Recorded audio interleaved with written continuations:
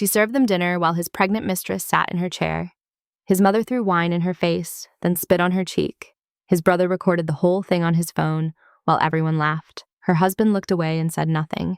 Then he sent her to sleep in the basement, on a concrete floor with a thin blanket, while his pregnant mistress moved into her master bedroom. For 7 years, this woman cooked, cleaned, sacrificed her career, and gave up everything for a man who told her she was nothing. His family treated her like trash. His mistress mocked her to her face. She had no money, no family, no way out. But here's what none of them knew. Every single property her husband claimed as his own, the penthouse, the office building, the luxury cars, every wall, every floor, every ceiling they celebrated under, belonged to her. Her father, the man they all thought was just a simple janitor, had secretly built an $88 billion empire, and he left every single penny to the daughter they called worthless. What happens when a woman they push to the basement turns out to own the entire building?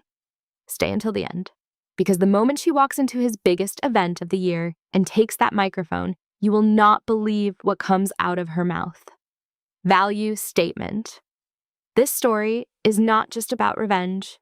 It is about knowing your worth even when the people closest to you try to erase it, because your value was never determined by how they treated you. It was always determined by how you treat yourself. Call to action.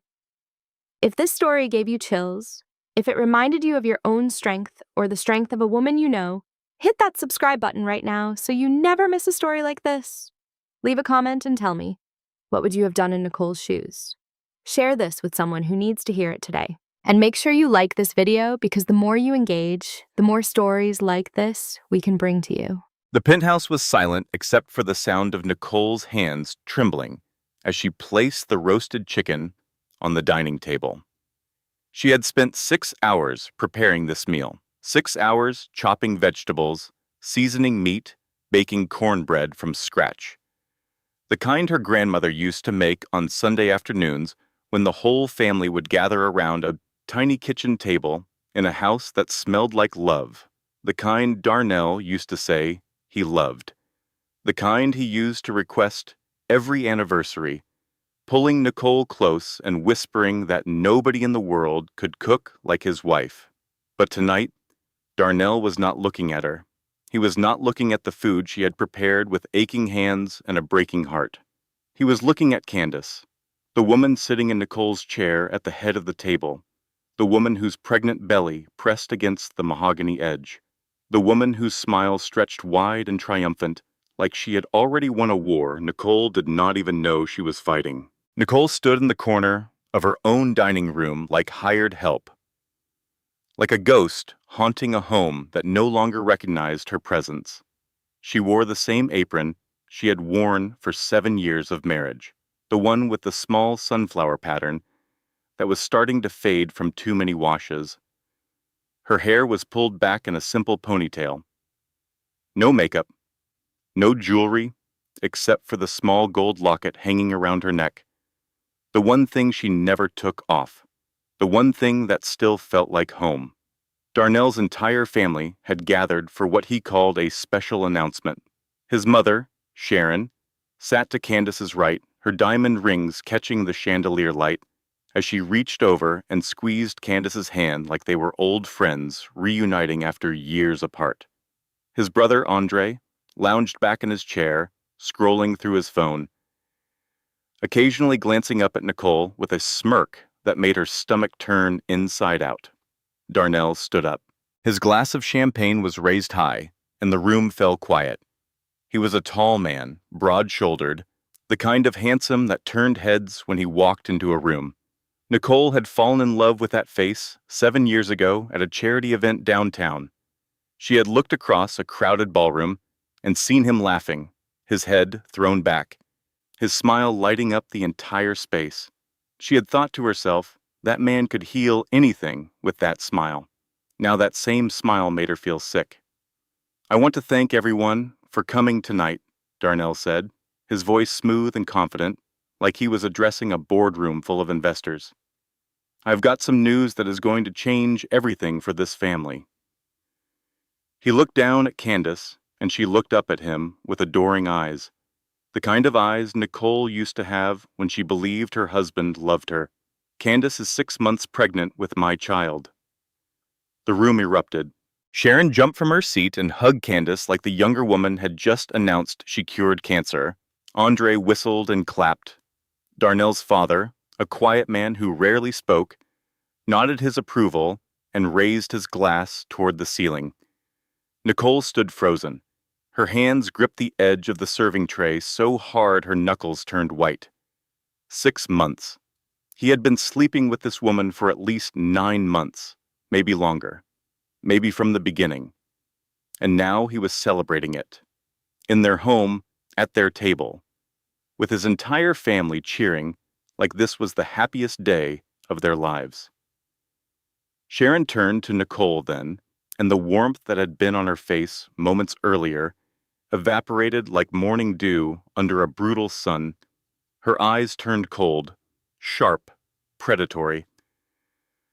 "Well, do not just stand there like a statue," Sharon snapped. "Pour the champagne. We are celebrating." Nicole's hands shook as she walked to the table.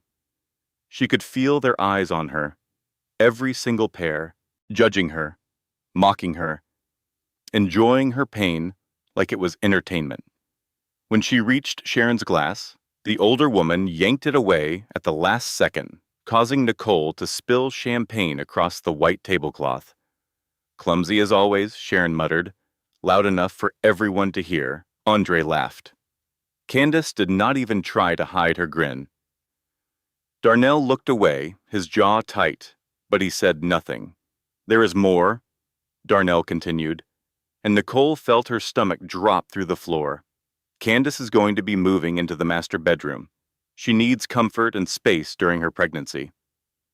He finally looked at Nicole, and there was nothing in his eyes.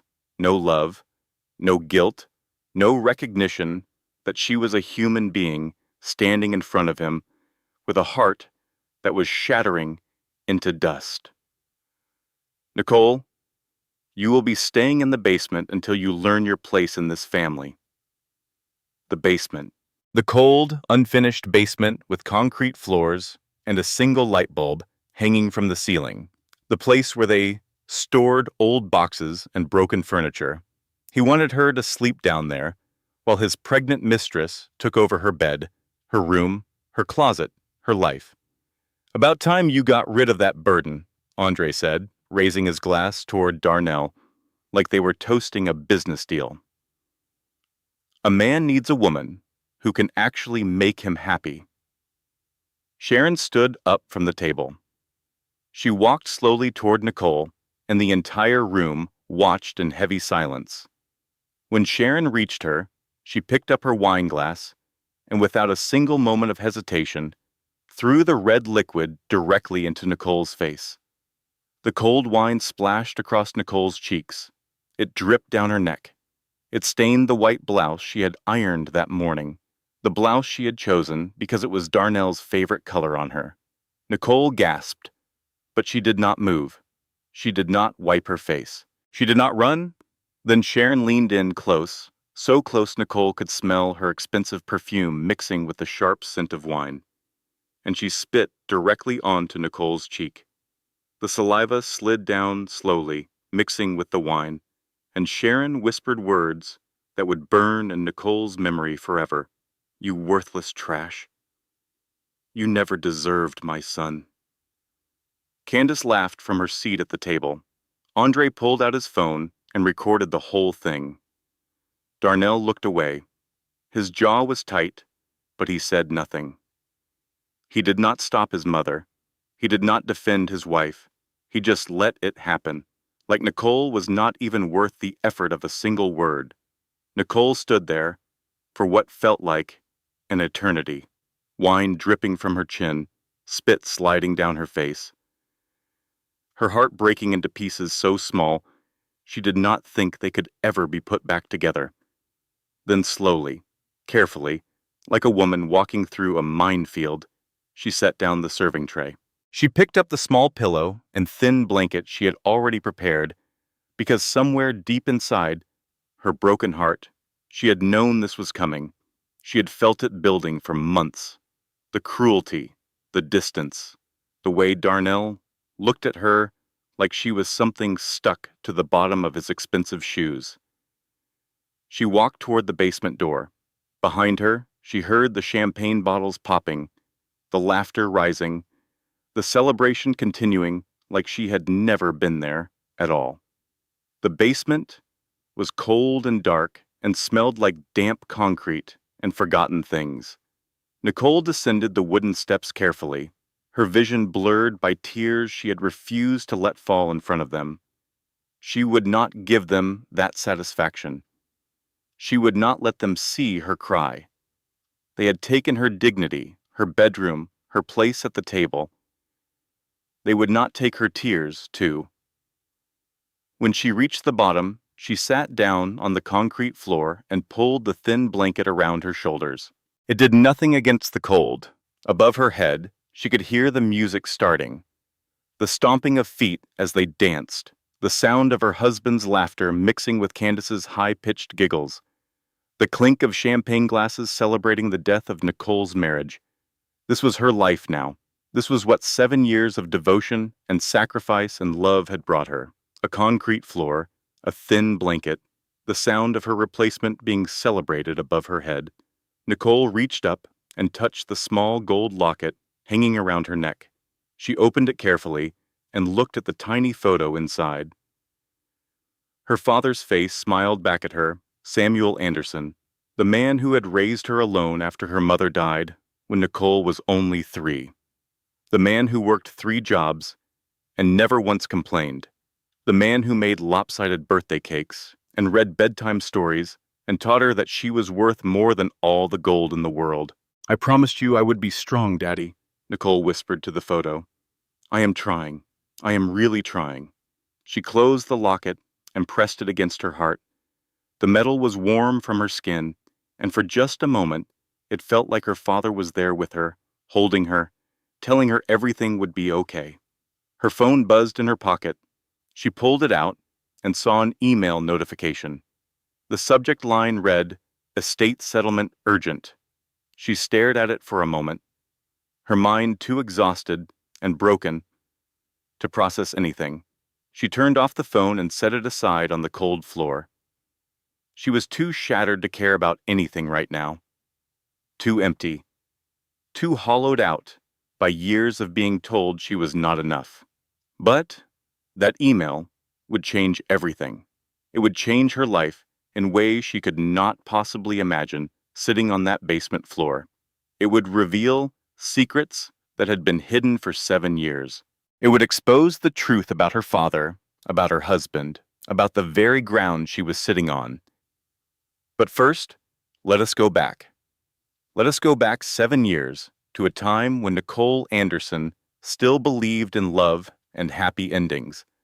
Let us go back to a small southern town where a young girl lived with her father in a tiny 2-bedroom apartment above a laundromat, where the smell of fresh linen drifted up through the floorboards, and the sound of tumbling dryers was the lullaby that rocked her to sleep every night. Samuel Anderson was a quiet man with strong hands and gentle eyes. During the day, he worked as a janitor at the local high school, pushing his mop down hallways while students walked past him without a second glance.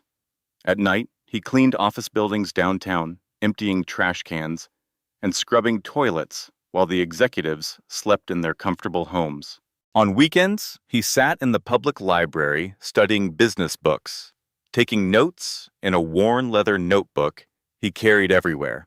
People in town thought Samuel was just a simple working man trying to get by, a widower doing his best to raise a daughter alone. They smiled at him with pity. They left him small tips at Christmas. They had absolutely no idea who he really was. Nicole was 16 when her father gave her the gold locket. It was her birthday, and they were sitting on the apartment's small balcony, eating birthday cake Samuel had baked himself because they could not afford a bakery. The cake was lopsided. The frosting was uneven.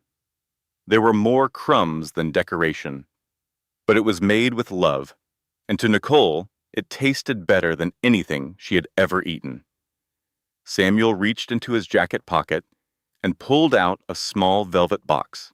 His hands were rough from years of manual labor, the skin cracked at the knuckles, but they were steady as he placed the box in Nicole's hands. "Happy birthday, baby girl," he said softly. Nicole opened the box, and her breath caught in her throat. The locket was beautiful. Delicate gold with intricate engravings along the edges, patterns that looked like tiny vines wrapped around each other. She opened it and found their photo inside, a picture from when she was 10 years old, both of them grinning at the camera at the county fair, cotton candy in their hands, the Ferris wheel spinning behind them. "Daddy, this must have cost so much," Nicole whispered, tears filling her eyes. They could barely afford groceries some weeks. How had he paid for something this beautiful? Samuel shook his head. "You are worth more than all the gold in the world, baby girl. Do not ever let anyone tell you otherwise." He reached over and fastened the locket around her neck. His fingers were gentle, careful, like he was handling something sacred. "I want you to promise me something, Nicole. No matter what happens in life, no matter how hard things get, never let anyone make you feel small. You carry royalty in your blood. You are a queen. Do not you ever forget that." Nicole hugged her father tight, burying her face in his chest that smelled like laundry detergent and old books. "I promise, Daddy. I will not forget." Samuel worked himself to exhaustion to send Nicole to college. He picked up extra shifts, skipped meals, wore the same 3 shirts for years so that his daughter could have textbooks and tuition.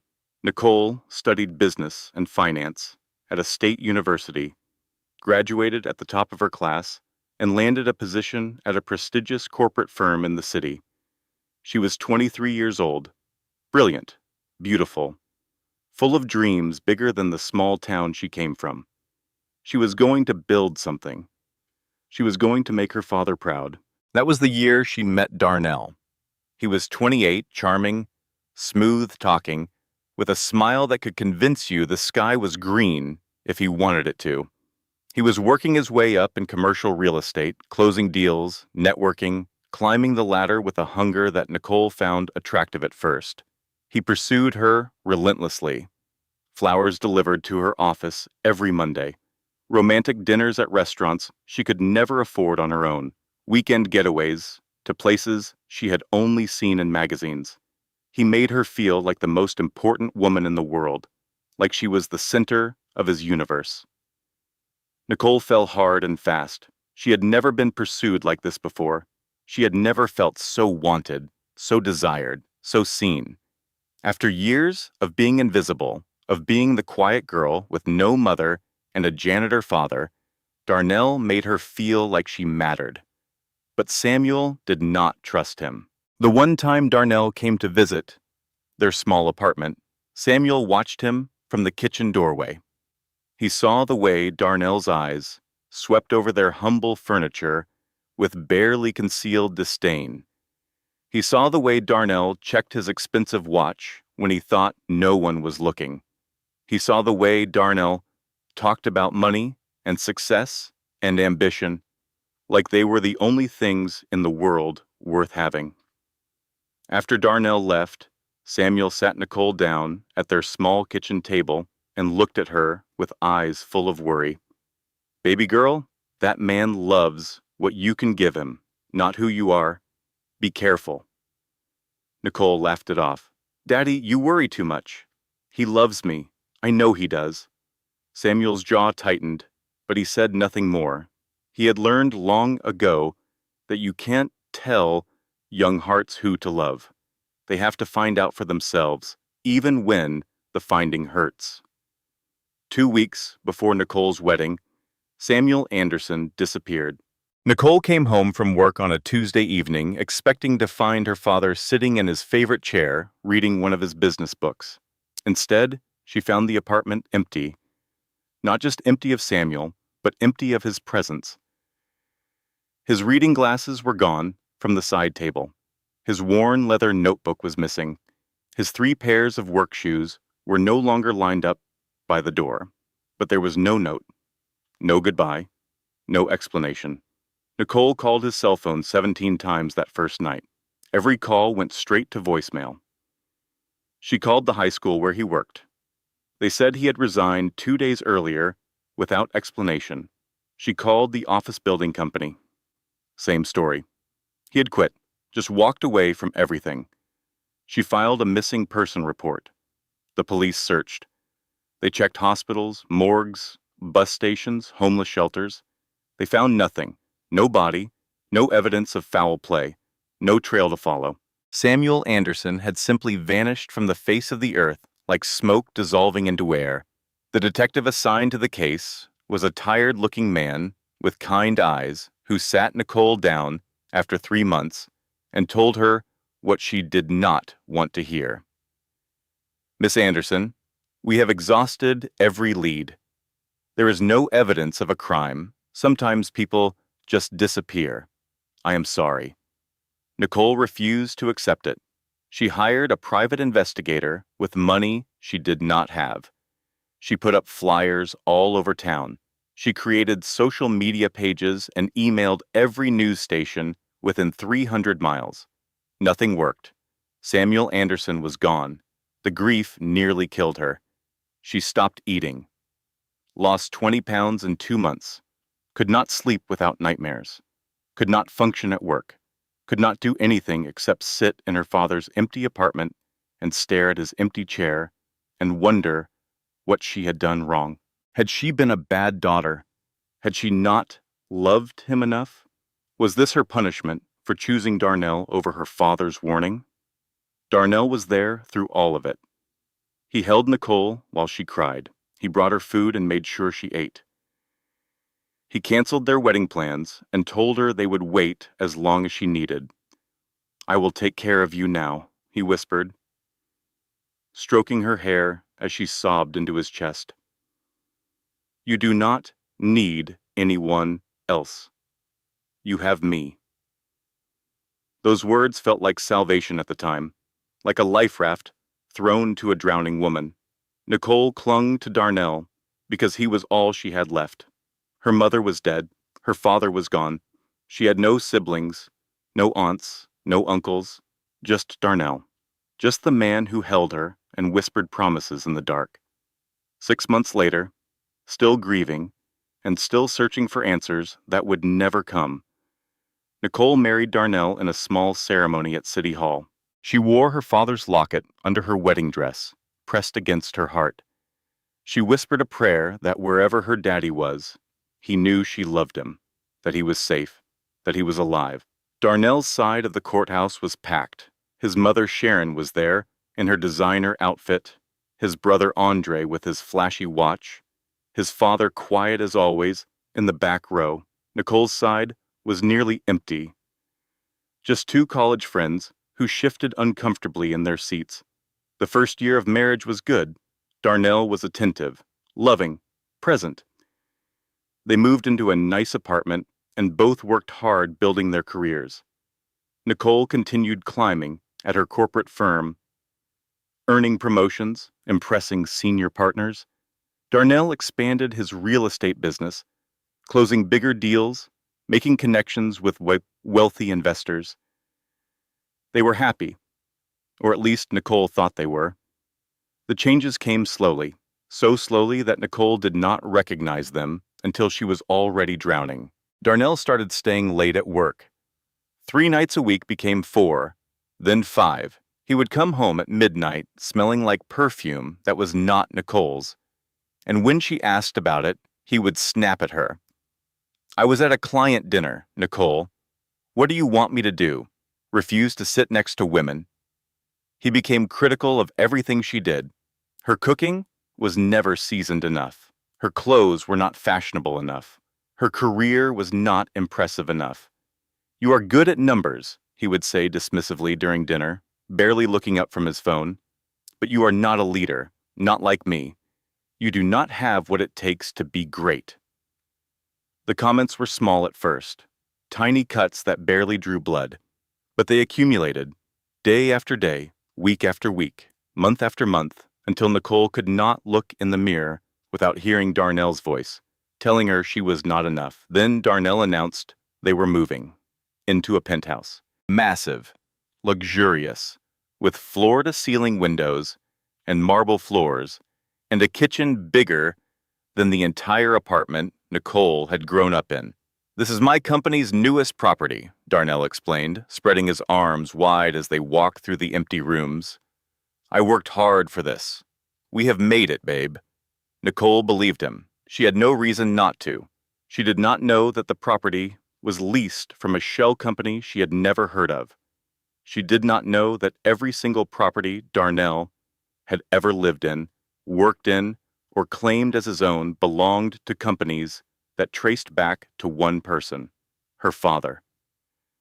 Samuel Anderson, the janitor who had disappeared without a trace, because Society had been quietly building an empire in the shadows, buying properties through untraceable shell companies, investing in technology startups that exploded in value, building a financial fortress so vast and complex that even the most sophisticated investigators would have needed years to unravel it.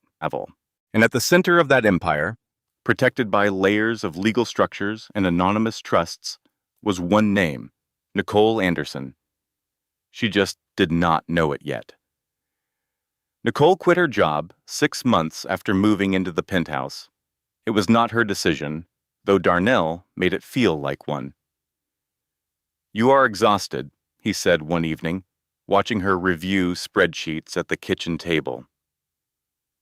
"You work all day, and then come home and try to keep up this house. Something has to give, babe." "I can handle it," Nicole said, not looking up. "Can you, though?" Darnell's voice carried an edge she had learned to fear. "Because the house was a mess when I brought clients over last week. The laundry is piling up. And honestly, Nicole, when was the last time you cooked a real meal? Not something out of a box?" The guilt was immediate and crushing. She had been trying so hard to be everything: the perfect employee, the perfect wife, the perfect hostess for Darnell's endless business dinners. But she was failing at all of it, or at least that is what Darnell made her believe. "Maybe you are right," she whispered. "I know I am right." Darnell stood behind her and put his hands on her shoulders. "Let me take care of us financially. You take care of the home. We are a team." So Nicole resigned from the career she had built from nothing. The career that had made her father proud. The career that had given her independence and purpose and a reason to get up every morning. She walked away from it all to become what Darnell wanted her to be: a housekeeper with a wedding ring. The first year was tolerable. Nicole threw herself into making the penthouse perfect. She cooked elaborate meals, hosted dinner parties for Darnell's business partners, redecorated rooms, maintained the kind of spotless environment that Sharon inspected every Sunday during her weekly visits. But Sharon was never satisfied. Nothing Nicole did was ever good enough for Darnell's mother. "The chicken is dry," Sharon would announce at dinner, pushing her plate away. "My mother's recipe was better." "Those curtains clash with the furniture. Did you even try, Nicole?" "When are you going to give my son children? A real wife would have made him a father by now." That last one was the cruelest cut of all. Nicole had been trying to get pregnant for 3 years by then. She had been to doctors, taken fertility tests, adjusted her diet, tracked her cycles with obsessive precision. Everything came back normal on her end. She had begged Darnell to go to a fertility specialist with her, to get tested himself. He always refused. "It is probably you," he would say casually, like the words meant nothing. "My boys swim just fine." The pain of infertility was Nicole's deepest wound, and Sharon weaponized it at every opportunity. She would bring baby magazines to Sunday dinner and leave them on the table. She would talk about her friends' grandchildren in excruciating detail. She would look at Nicole's flat stomach and shake her head with theatrical disappointment. My son deserves better than a woman who cannot even give him children, Sharon would say, loud enough for Darnell to hear from the next room. And Darnell never corrected her, never defended Nicole, never told his mother to stop. His silence was its own kind of violence. Then Candace appeared. She entered their lives as Darnell's new business partner, 26 years old, ambitious, bold, with a confidence that filled every room she walked into. Darnell introduced her at a dinner party, and Nicole noticed immediately how his eyes followed Candace across the room, how he laughed louder at her jokes, how he touched her arm when they talked, casually, like it meant nothing. She is brilliant, Darnell told Nicole that night in bed. Closed 3 deals this week. 3. What did you do today, Nicole? Clean the house? These comparisons became constant. Candace closed a deal. Nicole burned the roast. Candace impressed the investors. Nicole forgot to pick up the dry cleaning. Candace was everything Nicole was not. Ambitious, driven, successful, fertile. Nicole confronted him about the late nights 3 months after Candace joined the company. She had found lipstick on his collar that was not her shade. A text message on his phone that read, "Last night was amazing," followed by a heart. Darnell exploded. "You are paranoid. You are insecure.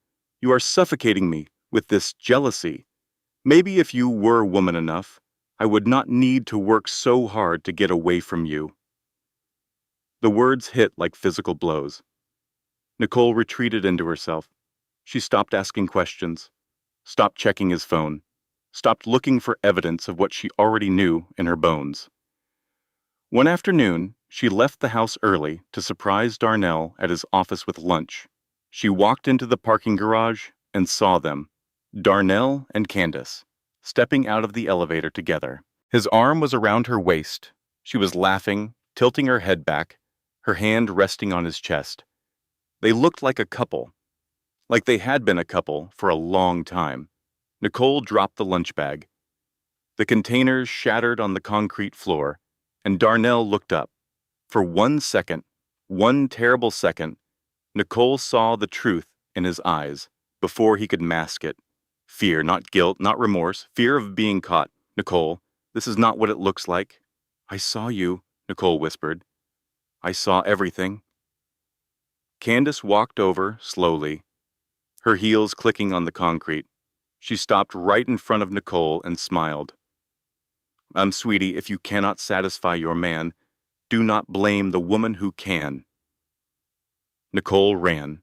She ran through the parking garage, to a parking garage and out into the street, and she did not stop running until she was 6 blocks away, standing on a sidewalk, gasping for air, tears streaming down her face, while strangers walked past without a second glance. That night she confronted Darnell at home.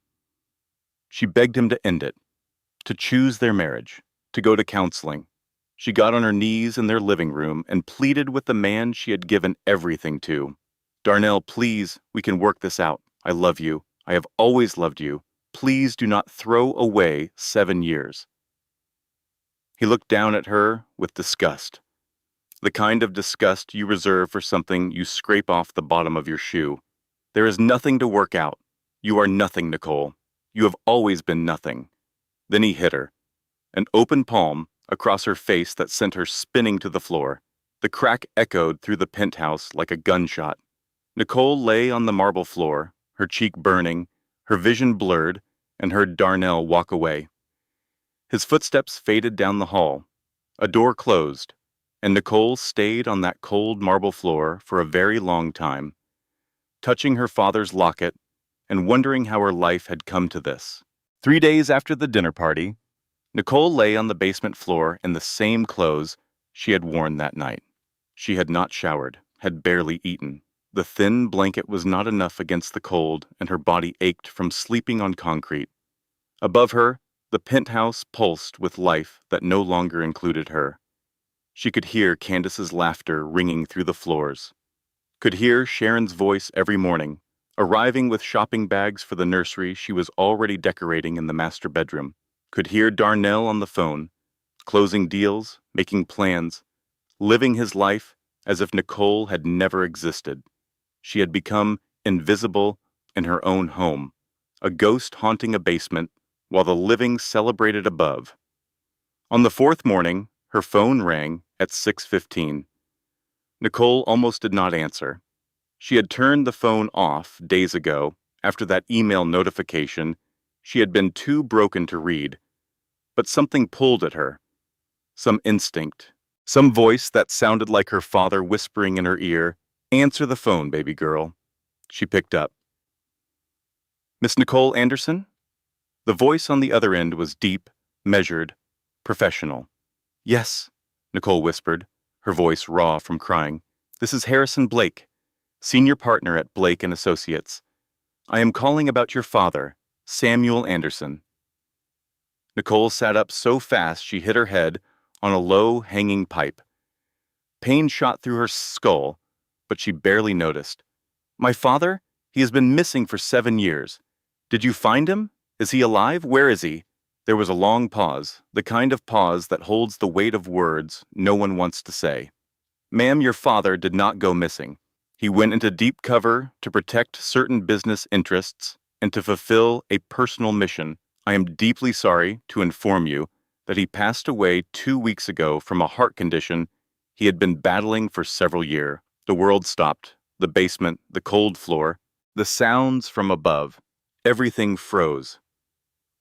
"He is dead?" Nicole's voice came out as barely a breath. "I am so sorry, Miss Anderson. Your father was a remarkable man. He loved you more than anything in this world, and he left very specific instructions for this moment." "Instructions? What are you talking about? My father was a janitor. He did not have instructions or business interests or—" "Miss Anderson." Mr. Harrison's voice was gentle but firm, the kind of voice that had delivered impossible truths many times before. "Your father left you $88 billion in assets, properties, businesses, and investment holdings. You are his sole heir." Nicole's phone nearly slipped from her trembling hands. "That is impossible."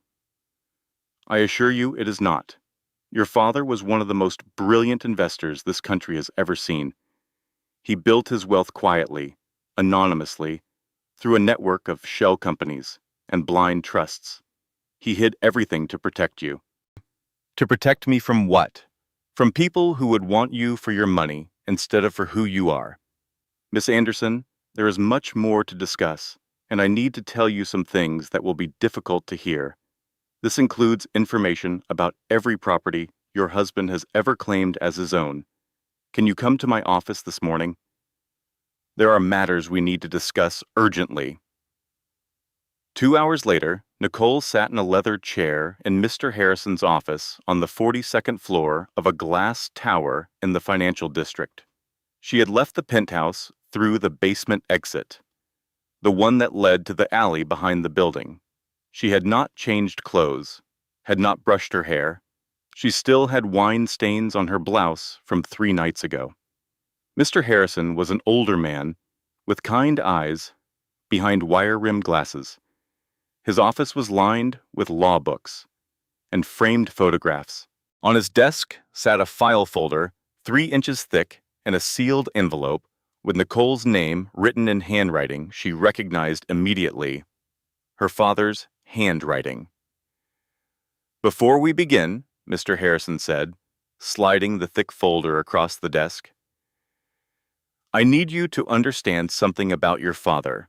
Everything he did, every decision he made, was for you, including his disappearance. You are telling me my father chose to leave me? He was alive this whole time, and he chose to let me think he was dead?" "Not dead. Missing. There is a difference. He never wanted you to grieve him. He always planned to come back, but he needed to see something first." "See what?" Mr. Harrison folded his hands on the desk.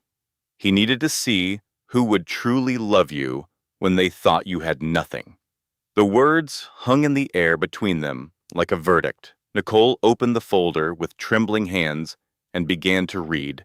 And with every page, every document, every financial record, her understanding of her entire life shifted and cracked and reformed into something completely new. Samuel Anderson had begun investing when Nicole was just a baby.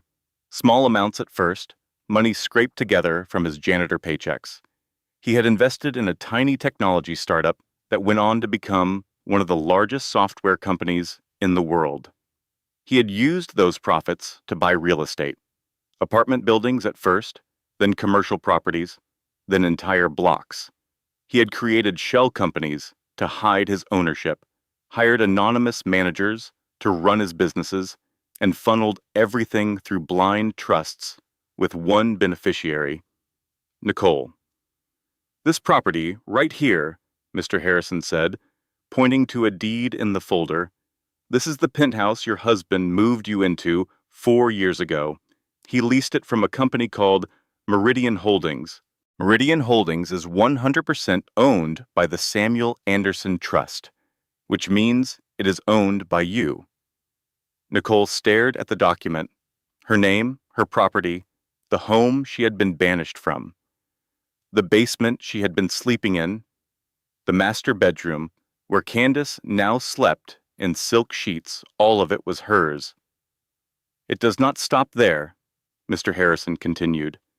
"The office building where your husband's company is headquartered, the 3 commercial properties he claims as his portfolio, the luxury vehicles, all of them are leased from entities your father owned. Your husband does not own a single thing, Miss Anderson. He never did." Nicole's tears fell onto the documents, blurring the ink. 7 years. 7 years of being told she was nothing, of being made to feel worthless, of being pushed into a basement while a pregnant mistress took her bed.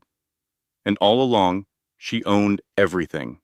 Every wall, every floor, every ceiling they danced under while celebrating her replacement. Mr. Harrison slid the sealed envelope across the desk. "Your father wrote this for you. He asked that you read it when you were ready." Nicole's hands shook as she opened the envelope and unfolded the letter inside.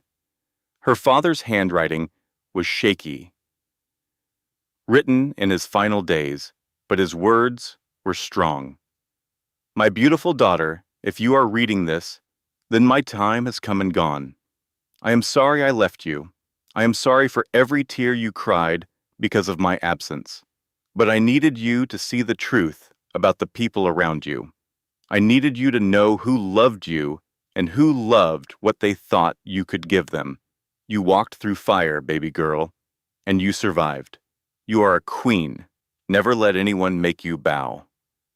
Take back what is yours, all of it. I love you forever. Daddy." Nicole sat in Mr. Harrison's office for 4 hours. She read every document, studied every property deed, reviewed every financial statement, asked every question her sharp business mind could produce, and with each answer, the fog of 7 years began to clear. She had been trained for this. Before Darnell convinced her to quit, before Sharon's weekly inspections eroded her confidence to nothing, before the basement and the thin blanket and the concrete floor, Nicole Anderson had been brilliant. Top of her class, rising star at a corporate firm, the kind of mind that could see patterns and numbers the way artists see colors and light. That mind was still there, buried under years of abuse and gaslighting, but still intact, still sharp, still ready. "Mr. Harrison, I need to understand the full scope of what I own." The lawyer smiled. It was the smile of a man who had been waiting 7 years for this moment. "Miss Anderson, you own Anderson Global Holdings, which is the parent company of 43 subsidiary companies across real estate, technology, energy, and finance. Total estimated value is $88 billion. You own 112 commercial properties in 7 states. You own equity stakes in 14 technology companies, 3 of which are publicly traded. You own a private investment fund that generates approximately $2 billion in annual returns. Nicole let the numbers wash over her. They were staggering, incomprehensible, but she forced herself to focus, not on the size of the fortune, but on what it meant. And my husband's entire business is built on properties he leases from my companies. Correct. If you terminate those leases, his business collapses. He has no assets of his own, no properties, no equity. Everything he has built is a house of cards sitting on your table. Nicole was quiet for a long time. She stared out the window at the city skyline, at the buildings glittering in the morning sun, and she thought about the woman she had been 3 days ago, sleeping on concrete, wine staining her blouse, spit drying on her cheek. That woman was dying. Nicole could feel her fading away like a photograph left in the sun. And in her place, something new was being born, something harder, colder, stronger. Mr. Harrison, I want to take back everything that belongs to me. Of course, we can begin the legal proceedings. And I want to do it publicly, very publicly. The lawyer leaned back in his chair and studied her. Your father anticipated this. He left instructions for exactly this scenario. What kind of instructions? Mayor Harrison pulled another folder from his desk. This one was thinner, more precise.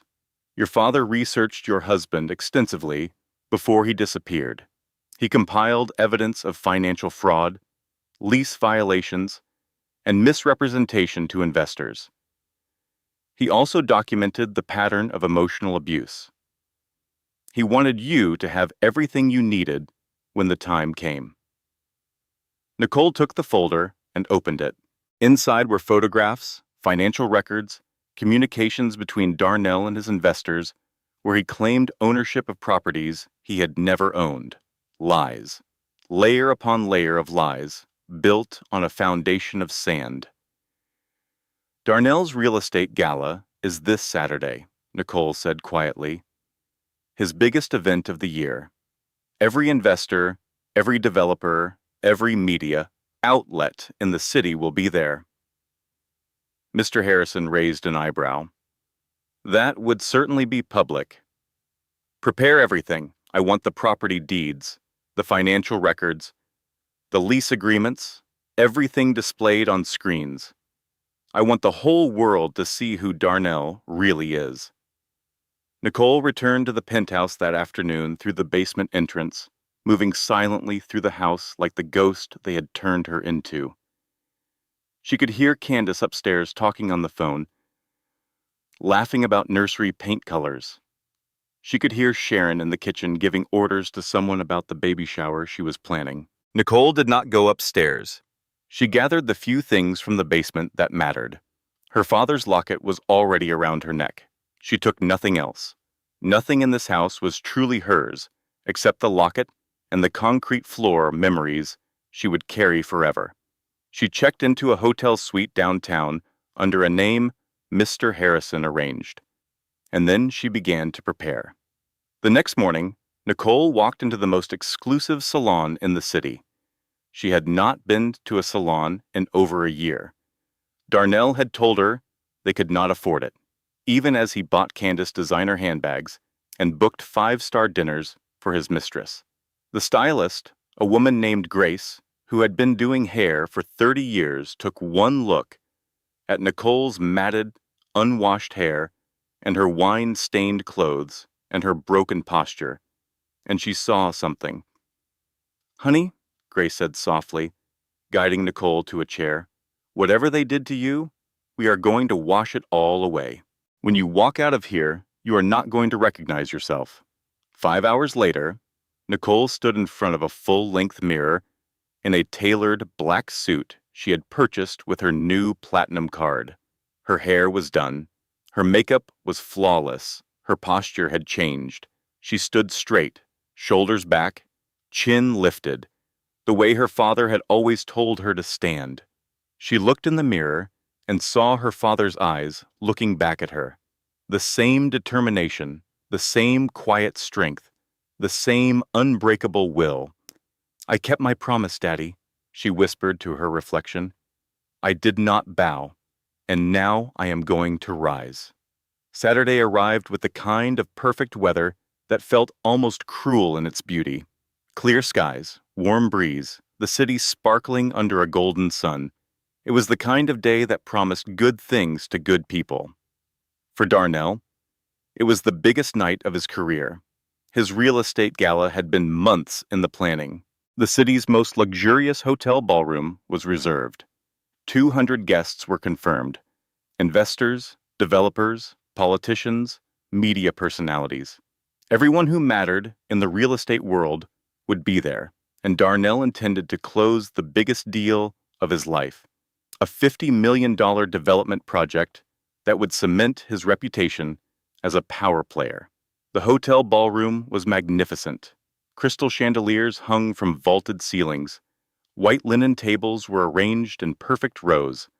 A live jazz band played softly in the corner, while waiters in black vests circulated with champagne and canapes. The room smelled like expensive cologne and ambition. Darnell stood near the entrance, greeting guests like a king welcoming subjects to his court. He wore a custom tuxedo that probably cost more than what Nicole's father used to make in 6 months. His smile was wide, confident, the smile of a man who believed he was untouchable. Candace was on his arm in a flowing maternity gown, her pregnant belly on proud display.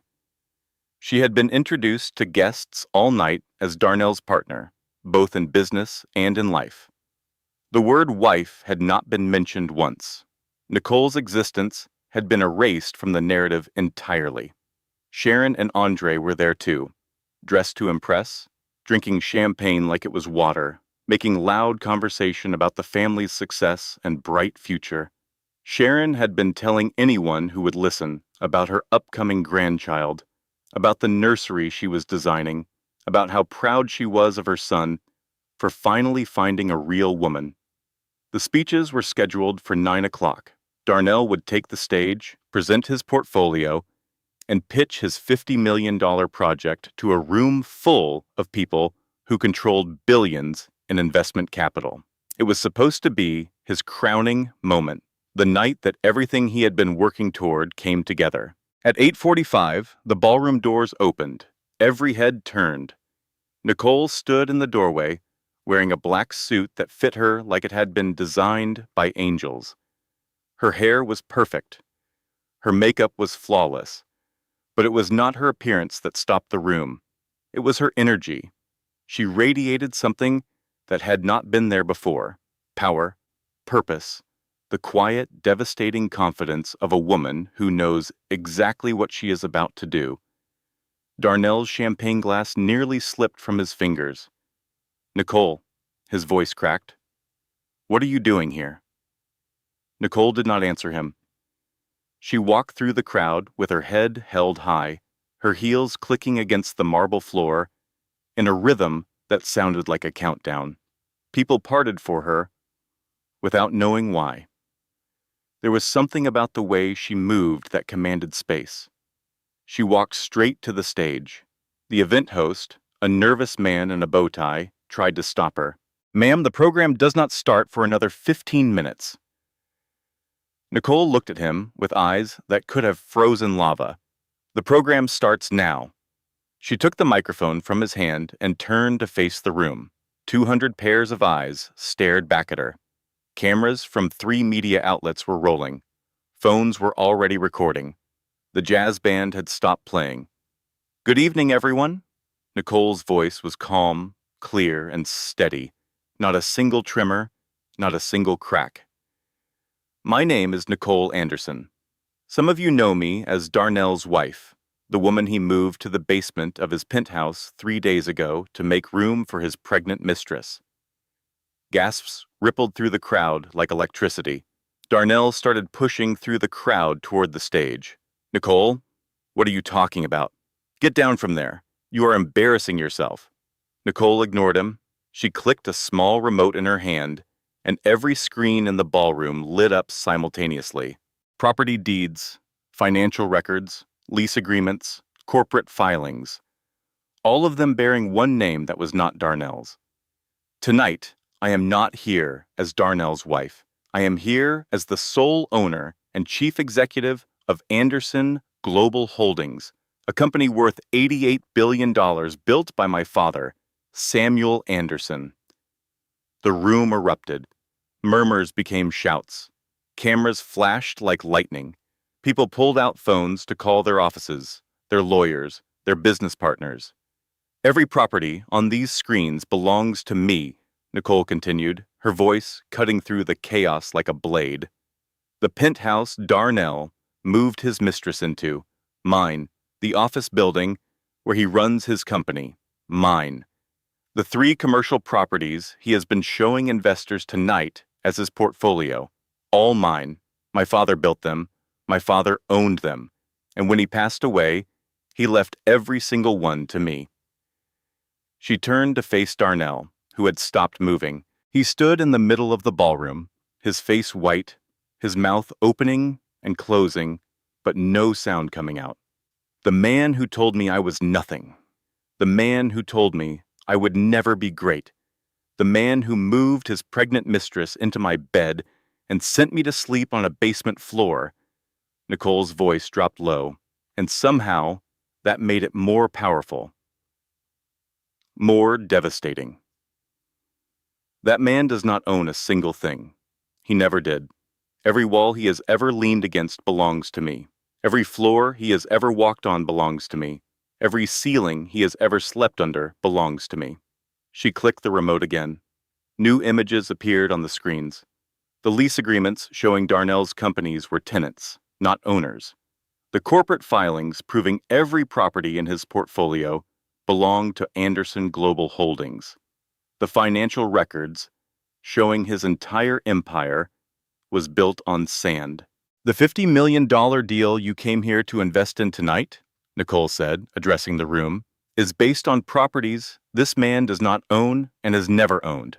Every representation he has made to you is fraudulent. I am providing each of you with documented proof. Mr. Harrison appeared at the side of the ballroom with a team of associates. They began distributing folders to every table. Investors opened them, and the color drained from their faces one by one. Darnell finally found his voice. This is a lie. Nicole, this is insane. Your father was a janitor. He did not own anything. My father was a genius, Nicole said, looking down at him from the stage. A genius who hid his fortune to protect his daughter from men exactly like you. Men who see women as accessories. Men who measure worth in dollars and obedience. Men who would throw away a queen because they never learned to recognize a crown. Sharon pushed through the crowd, her face twisted with rage. This is ridiculous. You ungrateful little nothing. How dare you come in here and... The woman who spit on my face. Nicole's voice was ice. The woman who called me worthless trash in my own home. The woman who made me pour champagne at a party celebrating my replacement. She paused and let the silence stretch. That woman's son does not own the shoes he is standing in right now. Everything your family has enjoyed for the last 7 years came from the father you mocked. The janitor. The simple working man. The man who is worth more than all of you combined. Darnell fell to his knees. Right there in the middle of the ballroom, surrounded by investors and cameras and the shattered remains of his reputation. Nicole, please, I did not know. I am sorry. We can fix this. Please, just give me a chance. Nicole looked down at the man she had loved for 7 years. The man she had given everything to.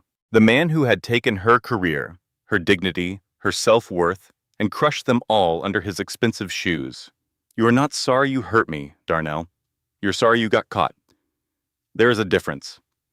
She set the microphone down on the podium, stepped off the stage, and walked through the silent ballroom. The crowd parted for her again, but this time they parted with respect, with awe, with the recognition that they were witnessing something they would never forget. Behind her, Darnell remained on his knees. Cameras kept flashing. Reporters shouted questions. And the biggest deal of Darnell's career died on the ballroom floor next to his dignity. The video went viral within hours. By midnight, it had 3 million views. By morning, 30 million. By the end of the week, it had been shared across every platform, every news outlet, every entertainment blog in the country. The headlines were savage. Billionaire wife destroys cheating husband at his own gala. Man moves mistress into wife's bedroom. Discovers she owns everything. The $88 billion revenge. Queen Energy, Nicole Anderson's gala speech, goes viral. Social media tore Darnell apart with a ferocity that was almost frightening. Strangers who had never met him posted lengthy analyses of his behavior. Comedians made jokes at his expense. Talk show hosts discussed the story in segments that ran 15, 20, 30 minutes long. Darnell became the face of a national conversation about how men treat women they think are powerless. His business collapsed within 72 hours of the gala. Every single investor pulled out immediately after receiving the documentation Nicole's legal team provided. The $50 million deal evaporated. His company's bank accounts were frozen pending fraud investigations. His business partners distanced themselves so fast it was like watching rats flee a sinking ship. Nicole's legal team moved with surgical precision. Eviction notices were served to every property Darnell occupied. He was given 48 hours to vacate the penthouse, the office building, and all commercial spaces. His company vehicles, leased through Anderson Global subsidiaries, were repossessed. His corporate credit cards, linked to accounts that ultimately traced back to Nicole's companies, were canceled. In 72 hours, the man who had told Nicole she was nothing had become exactly that. Nothing. No home, no office, no company, no reputation, no money. Candace did not wait a full week before she left him. Nicole's private investigator documented the entire breakup from a parked car across the street. Candace confronted Darnell in the parking lot of the budget motel he had been staying in since the eviction. "You told me you were rich," Candace screamed, her pregnant belly straining against her coat. "You told me we would have everything. A penthouse, cars, vacations. You said you were building an empire." Darnell reached for her hands, his eyes red, his clothes wrinkled.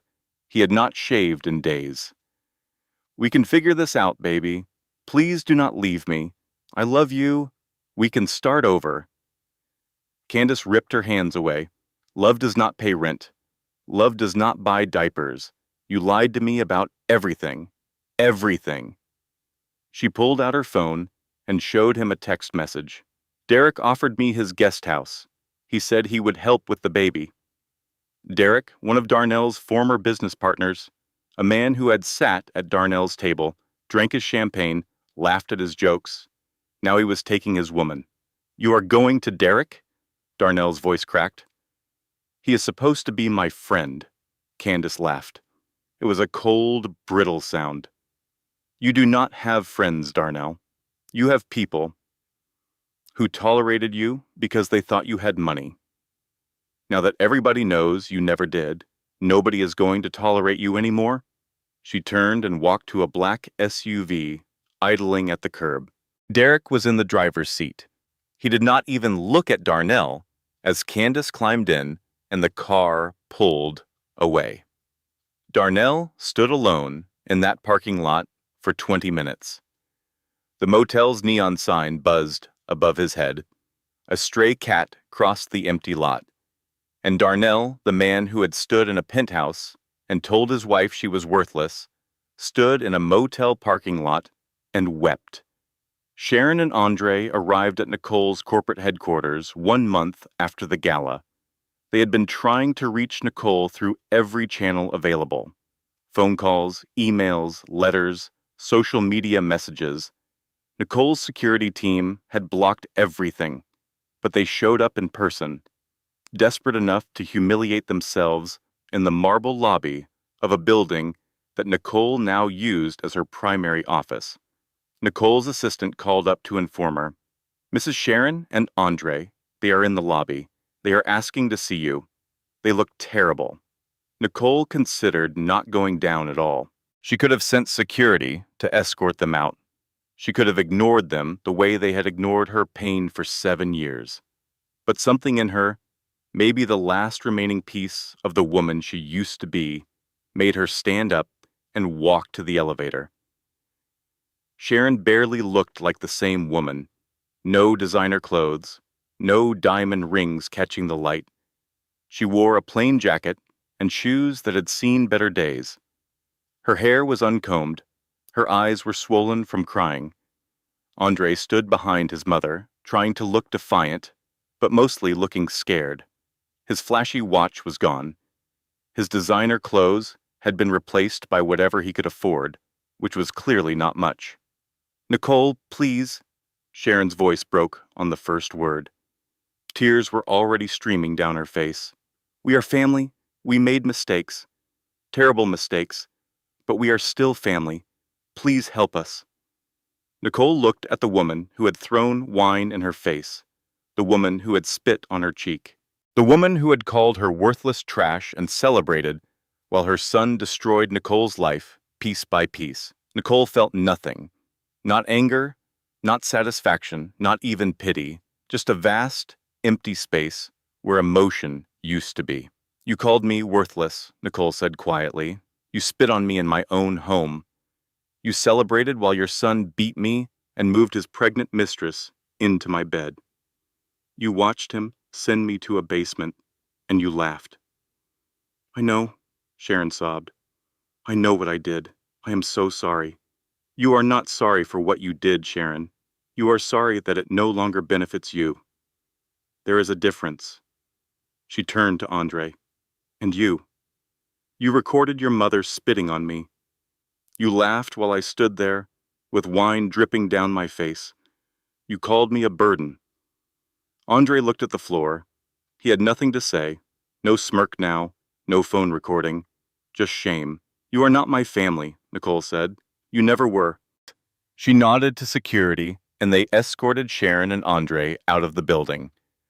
Through the glass walls of the lobby, Nicole watched them walk to a bus stop and sit down on a bench to wait. 6 months ago, they had arrived at her home in luxury cars. Now they were taking the bus. Nicole turned and walked back to the elevator. The doors closed, and she pressed the button for the 42nd floor. She caught her reflection in the polished metal doors and touched the gold locket at her neck. "Is this what you wanted me to see, Daddy?" she whispered. "Is this who they really are?" The elevator rose in silence. In the months that followed the gala, Nicole discovered something unexpected about wealth. It was not the money itself that changed things. It was the freedom. The freedom to breathe without asking permission. The freedom to make decisions without fear of punishment. The freedom to exist in a space without someone constantly telling her she did not belong there. She threw herself into Anderson Global Holdings with the same intensity she had once given to her corporate career. Mr. Harrison introduced her to the team her father had assembled, trusted executives and managers who had been running the empire. In Samuel's absence, they welcomed Nicole not just as the heir, but as a leader in her own right.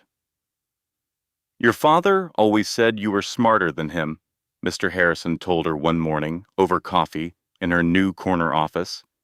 "He said you just needed the chance to prove it." Nicole proved it. Within 3 months, she had restructured the company's real estate portfolio, identified underperforming assets, and launched a new development division focused on affordable housing. Within 6 months, she had expanded into 2 new markets and increased the company's annual returns by 12%. But it was not the corporate achievements that defined Nicole's transformation. It was what she did with her time outside the boardroom. She established the Samuel Anderson Foundation, a nonprofit dedicated to the causes her father had cared about most: education for underprivileged children, job training for single parents, financial literacy programs for communities that had been underserved for generations. She built 3 schools in her father's name in neighborhoods where the existing schools were crumbling. She funded scholarships for young women studying business and finance, young women who were brilliant and driven and underestimated the same way she had been. She opened a shelter for women escaping domestic violence, not a temporary shelter with cots and cafeteria food, but a real facility with private rooms, counseling services, job placement programs, and legal aid. She named it Haven House. And on the day it opened, Nicole stood in the lobby and spoke to the first group of residents. I know what it feels like to sleep on a cold floor while the person who promised to love you celebrates with someone else above your head. I know what it feels like to be told you are nothing until you start to believe it. I know what it feels like to lose yourself so completely that you forget you ever had a self to begin with. She paused and touched her locket. But I also know what it feels like to stand back up, and I want you to know that this place exists so you never have to stand up alone. There is a moment in every person's life when they realize that survival is not the same as living. For years, Nicole had been surviving Darnell's cruelty, surviving Sharon's contempt, surviving the loss of her father, surviving a marriage that had been slowly killing her spirit one insult at a time. But surviving is just breathing, just existing, just getting through one more day without falling apart. Living is something entirely different. Living is waking up and knowing that the day belongs to you, that your choices are your own, that the person staring back at you in the mirror is someone you actually recognize. If you have ever been in a place where survival was all you could manage, I want you to know something. The fact that you are still here means you are stronger than whatever tried to break you. And strength, real strength, is not about how much you can endure. It is about knowing when to stop enduring and start living. Nicole moved into a coastal estate outside the city. It was modest by billionaire standards. No penthouse, no marble floors, no chandeliers designed to impress strangers at dinner parties. Just a simple, beautiful house on a cliff overlooking the ocean, with large windows and a garden, and the kind of quiet that Nicole had not experienced since she was 16. Sitting on a balcony with her father, eating lopsided cake. She filled the house with things that mattered to her. Books her father loved, photographs from her childhood, a framed copy of her college diploma, the thin blanket from the basement, which she kept folded in a glass case in her study as a reminder of where she had been and how far she had come. Every morning, she walked along the cliff path and watched the sun rise over the ocean. She breathed in salt air and listened to the waves and felt something she had not felt in 7 years. Peace, not happiness yet. That would come later, in its own time, in its own way. But peace, the quiet, steady knowledge that she was safe, that she was free, that no one could ever send her to a basement again. Darnell tried to contact her 112 times in the first 6 months. Nicole knew because her security team kept a log. Phone calls, text messages, emails, handwritten letters delivered to her corporate headquarters. She read none of them, responded to none of them. She had said everything she needed to say on that stage, and there was nothing left to add. The last time she saw Darnell, It was an accident. 6 months after the gala, Nicole was leaving a charity event downtown when she saw him. He was standing on the sidewalk outside her building, looking like he had been waiting for hours, maybe days. His suit was wrinkled, his face was gaunt. He had lost 30 pounds and aged 10 years. The confidence that had once radiated from him like heat from a furnace was gone, replaced by something small and desperate and broken. Nicole. His voice cracked when he said her name. Please. Just 5 minutes. Nicole's security team moved to intercept, but she raised her hand and they stopped. She looked at Darnell and felt something shift in her chest. Not love. Never love again. That part of her heart had been burned to ash and scattered in the wind, but something close to pity. A recognition that the man standing before her was suffering, and even though he had caused immeasurable suffering himself, she could acknowledge his pain without absorbing it. Say what you need to say, Darnell. I am sorry. The words came out thick, choked with tears. He was not even trying to hide. I am sorry for everything, for the basement, for the dinner party, for Candace, for my mother, for every time I told you that you were nothing. You are not nothing, Nicole. You were never nothing. I was just too stupid and too selfish to see it. I know. I lost everything. My company, my reputation. My family does not even talk to me anymore. Candace left the day the money disappeared. Everyone left. I have nothing and no one, and I wake up every morning wishing I could go back and be the man you deserved. Nicole was quiet for a moment. The city moved around them. Cars passing, people walking, the ordinary machinery of life continuing while two people stood in the wreckage of what they used to be. Darnell, I am going to tell you something, and I need you to really hear it. Not just the words, but what is underneath them. He nodded, tears streaming down his hollow cheeks. I do not hate you. I tried to, in the beginning. Those first few weeks after the gala, I wanted to hate you so badly that it kept me awake at night. I wanted to hate your mother and your brother and Candace and everyone who stood in that dining room and watched me be humiliated. She paused and took a breath. But hatred is heavy, Darnell. It is a weight that the person carrying it feels, not the person it is aimed at. So I let it go. Not for you, for me. Then give me another chance. Please, Nicole, I will be different. I will prove it. No. The word was gentle, but absolute. What you did was not a mistake, Darnell. A mistake is forgetting an anniversary. A mistake is leaving the dishes in the sink. What you did was a choice. You chose to cheat. You chose to humiliate me. You chose to let your mother spit in my face. You chose to hit me. You chose to send me to a basement. Those were not mistakes. They were decisions. And they reveal something about who you are at your core. People can change. Maybe they can, but they cannot change with the person they broke. I cannot be your redemption, Darnell.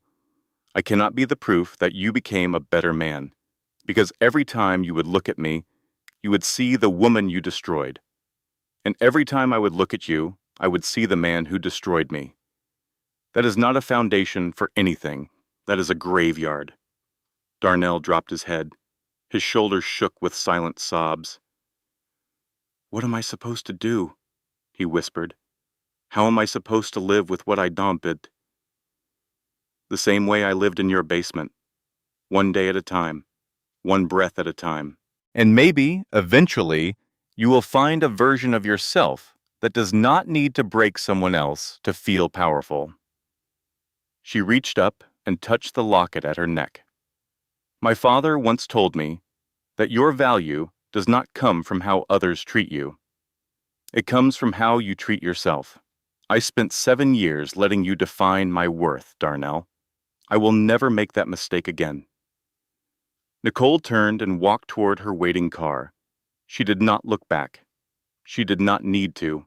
The chapter was closed, the book was finished, and the next story she would write would be hers alone. Sometimes the people we love the most are the ones who teach us the hardest lessons. Nicole's father taught her patience and strength by making her wait 7 years for the truth. Darnell taught her the difference between being loved and being used. Sharon taught her that cruelty often wears the mask of family. And Candace taught her that some women will build their happiness on the ruins of another woman's life without a moment of guilt. But the hardest lesson of all was the one Nicole taught herself. That leaving is not losing. That walking away from someone who hurts you is not weakness. It is the most powerful thing a human being can do. 1 year after the gala, Nicole stood on the balcony of her coastal estate, watching the sun rise over the ocean. The water was golden, the sky painted in shades of orange and amber and soft pink. The air smelled like salt and possibility. Mr. Harrison had visited that morning with one final delivery, a second letter from her father, sealed with instructions not to open until 1 full year had passed since the gala. Samuel had planned for everything, even from beyond the grave. Nicole sat in her garden chair, the ocean stretching endlessly before her, and opened the envelope with steady hands. Her father's handwriting was familiar, warm, the letters slightly tilted the way they always had been, when he wrote on his knee instead of at a proper desk. My beautiful baby girl, if you are reading this, a year has passed since you took back your crown. I hope you are at peace. I hope the ocean is beautiful this morning. I hope you know that of all the investments I ever made, you were the one that gave me the greatest return.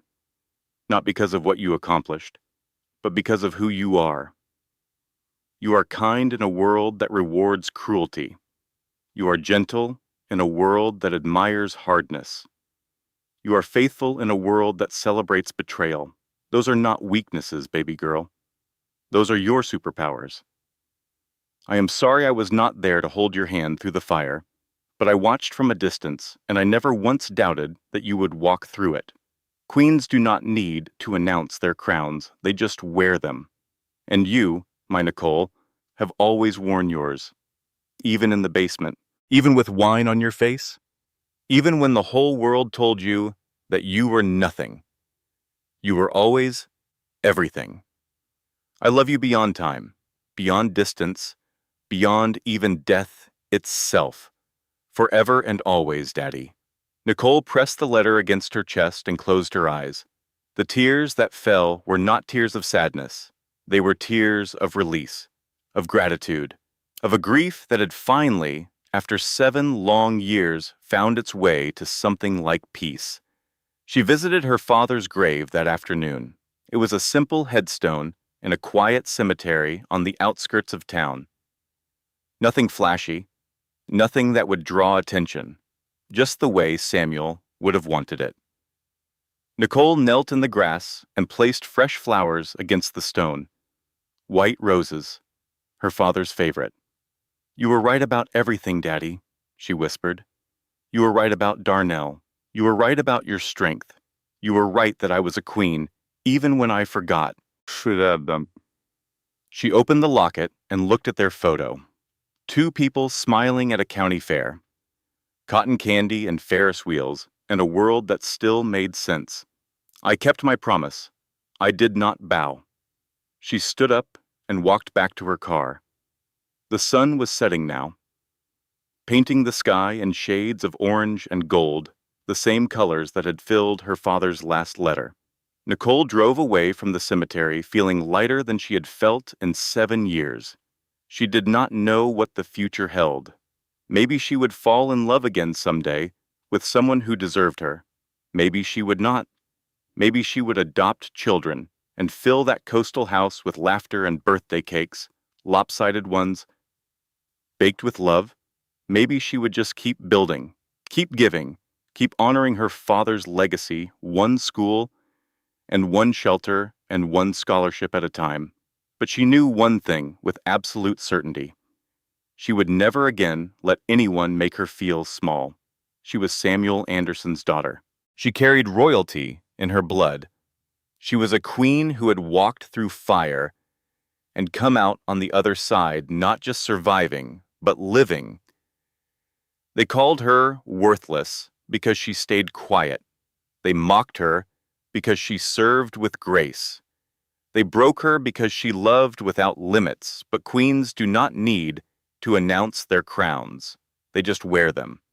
And Nicole Anderson wore hers every single day for the rest of her life. Closing disclaimer. This content was carefully researched, developed, and manually edited by our team to deliver meaningful stories with real-life lessons. Every word was crafted with purpose, to entertain, to inspire, and to remind you that no matter how dark things get, your story is not over yet. Thank you for watching.